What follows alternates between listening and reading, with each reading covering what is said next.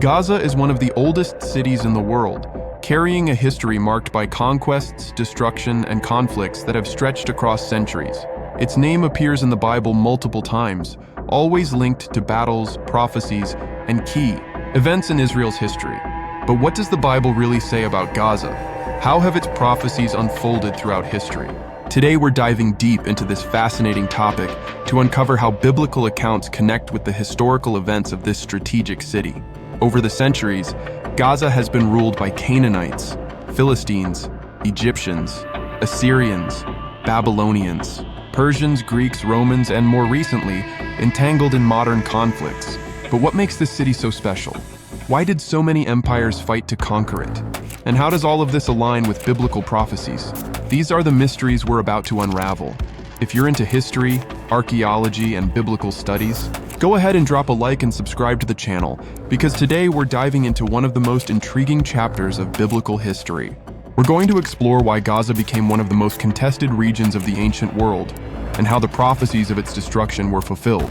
Throughout this video, we'll break down key moments in Gaza's story, from its foundation to its role in biblical scripture, its wars, its conquerors, and of course the prophecies spoken over it. By the end, you'll have a complete picture of what the Bible revealed about Gaza and how those words came to pass with astonishing accuracy. So stick with me until the end, because I promise this will be one of the most eye-opening videos you've ever watched on this topic. Now, without further delay, let's begin our journey through the history of Gaza.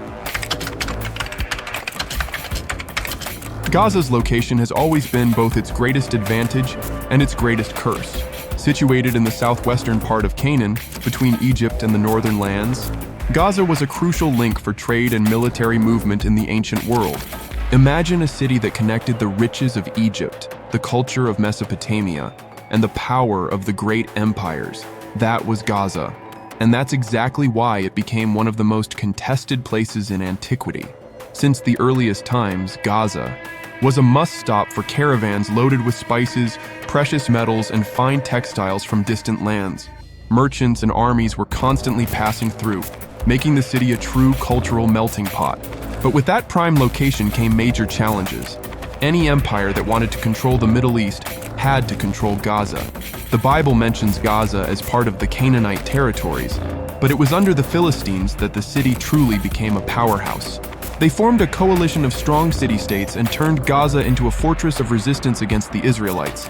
It was a heavily fortified city, with impressive walls and a solid defense system. But even that didn't stop it from being constantly attacked and besieged throughout history. Egypt's influence in Gaza was also significant. Thutmose III, one of Egypt's greatest warrior pharaohs, used Gaza as a staging ground for his military campaigns into Asia. The city served as a strategic outpost, securing Egyptian dominance in the region. Later, control passed to the Assyrians, Babylonians, and Persians, always following the same pattern. Gaza would become a key strategic center, and inevitably, it would be devastated by its conquerors. With a history of endless invasions, it's clear that Gaza never really had lasting peace. Its territory was simply too valuable to be ignored. But beyond the political and military struggles, something even deeper was at play. Biblical prophecies foretelling its destruction. And that's exactly what we're going to explore next. The relationship between Gaza and the people of Israel has been marked by intense conflicts. Since the days of Joshua, the Israelites tried to conquer the city, but always faced fierce resistance. The book of Joshua tells us that he led military campaigns against Gaza, but he was never able to fully take control of the city. The Philistines were a dominant force, using Gaza as a military base to launch attacks on Israel. During the time of the Judges, Gaza was the setting for one of the most famous stories in the Bible, the story of Samson. As a Philistine stronghold, Gaza represented enemy power, and Samson, gifted with superhuman strength, constantly challenged their rule. One of the most iconic moments was when he tore out the city gates and carried them to a distant hill, humiliating the Philistines. But his connection to Gaza didn't end there. It was in this very city that he was betrayed by Delilah, captured, and brought to the temple of Dagon, where, in one final act of strength, he brought down the temple's pillars, killing thousands of Philistines. Over the centuries, Gaza changed hands multiple times. but it always remained a symbol of resistance against Israel. The Philistines were not just military adversaries. They also represented a cultural and religious influence that directly opposed Israel's monotheistic faith. Gaza's idolatry and defiance of God's laws eventually led to severe judgment against the city. The biblical prophets did not stay silent about Gaza's wickedness. Amos, Jeremiah, and Zephaniah all issued strong warnings about the city's destruction. They prophesied that Gaza would be laid to waste, its people taken captive, and its fortresses reduced to ashes.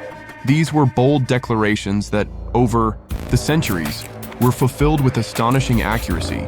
But how exactly did these prophecies come to pass? What happened to Gaza after biblical times? And why does the city remain a center of conflict even today? Let's dive into the fulfillment of these prophetic words and explore how history has proven the truth of the scriptures. The prophecies about Gaza weren't just empty words thrown into the wind. The biblical prophets described its destruction with incredible precision, and history has proven that these predictions came true. Amos declared that God would send fire upon Gaza's walls, consuming its palaces. Amos 1:6-7. Jeremiah warned that the city would mourn its own ruin and lose its strength. Jeremiah 47:5. Zephaniah was even more direct. Gaza would be abandoned, desolate, and forsaken. Zephaniah 2:4. But how did these prophecies actually unfold? The downfall of Gaza started way back in ancient times, when the Assyrians wreaked havoc on the city. Under the command of Tiglath-Pileser III and later Sennacherib, the Assyrian armies plundered Gaza, imposed heavy tributes, and tore down its defenses. This was the first major step in the prophetic process of destruction foretold in the scriptures. But the destruction didn't stop there. Next came the Babylonians. Under Nebuchadnezzar, Gaza was attacked and completely devastated once again. The Babylonian king marched through Philistine territory, crushing any resistance and reducing entire cities to ashes. This fulfilled Jeremiah's prophecy, which warned of the arrival of the destroyer from the north who would wipe Gaza off the map. The Philistines, who had once terrorized Israel, were now completely powerless in the face of Babylon's military might. After Babylon fell, the Persian Empire took over. Although the Persians were known for allowing conquered peoples a certain level of autonomy, Gaza's fate was still sealed. Then came Alexander the Great. In his relentless march to conquer the known world, he faced heavy resistance in Gaza. The city held out for 2 months, but in the end, it fell. When Alexander finally entered Gaza, he completely destroyed it, slaughtering thousands of inhabitants and selling the survivors into slavery. This was yet another chapter in the fulfillment of the biblical prophecies. And the cycle of destruction didn't end there. During the Roman era, the city was sacked multiple times. In the midst of Jewish revolts against Rome, Gaza was burned to the ground and devastated by Roman armies seeking to tighten their grip over the region. Even though the city was rebuilt under Roman rule, it never fully regained its former glory. With every new empire that rose, Gaza was destroyed, plundered, and reduced to ruins, exactly as the prophets had foretold centuries earlier. The only direct mention of Gaza in the New Testament appears in Acts 8:26, in the account of the encounter between Philip the evangelist and the Ethiopian eunuch. Philip receives a divine command to travel along the road leading from Jerusalem to Gaza. There, he finds the eunuch reading the book of Isaiah, but struggling to understand its meaning. Philip explains the passage, preaches the gospel, and baptizes him, a symbolic moment in the expansion of Christianity beyond Israel's borders. This seemingly small detail actually reveals something much bigger. By Philip's time, Gaza was already in decline, fulfilling Zephaniah's prophecy that the city would become abandoned.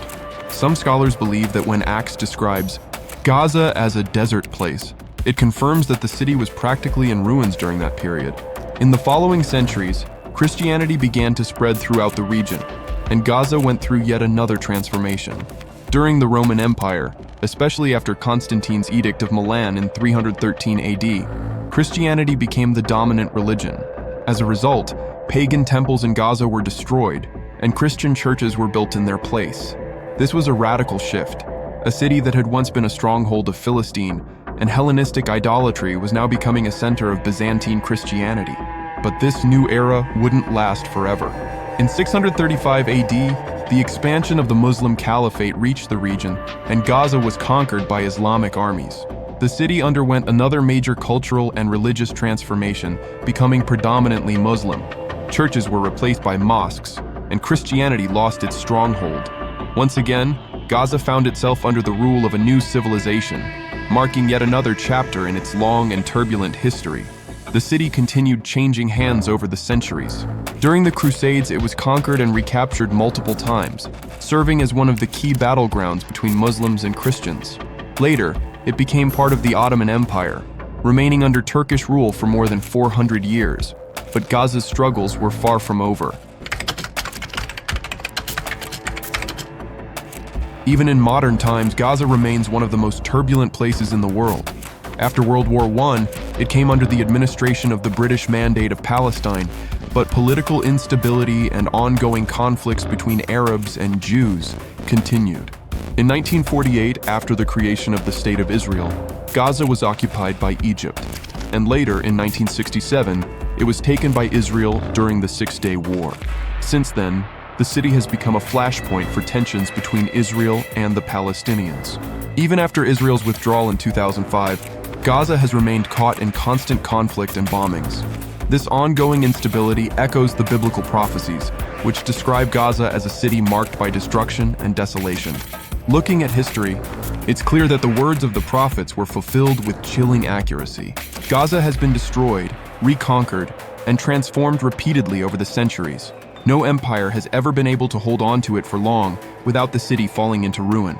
Its strategic location has made it a constant target, and its complicated relationship with Israel has turned it into a symbol of spiritual and political battles throughout history. First, the Bible is historically accurate. The prophecies about Gaza were not allegories or vague metaphors. They were fulfilled in a real and verifiable way. Second, nations that defy God's plans and oppress his people eventually face serious consequences. Gaza, once a powerful stronghold, was reduced to successive ruins. The story of Gaza serves as a powerful reminder that God has dominion over the nations and that his prophecies always come to pass. What was spoken by the prophets happened exactly as foretold, proving that the Bible is not just a religious book, but also an extraordinary historical record. If you enjoyed this video and want to learn more about biblical history and archaeology, drop a comment below. Did you already know about Gaza's history and prophecies? Are you interested in diving deeper into biblical studies? Then don't miss the next videos. Don't forget to like, share, and subscribe to the channel for more content like this. Thanks for sticking with me until the end, and I'll see you in the next one.